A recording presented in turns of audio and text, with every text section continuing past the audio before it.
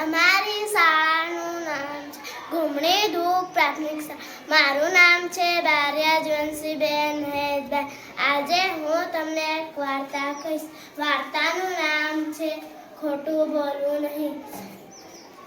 એક છોકરો હતો. તે બકરીને પાસના જંગલમાં ચરાવવા લઈ જતો હતો.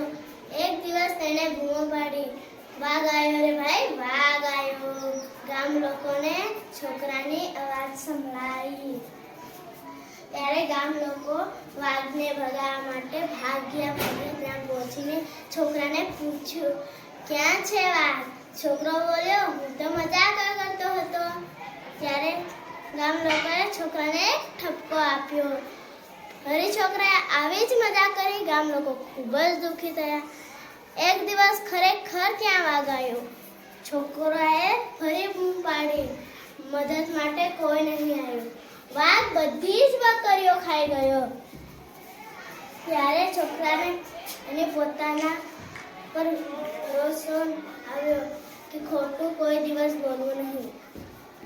ત્યારે છોકરો રડવા લાગ્યો.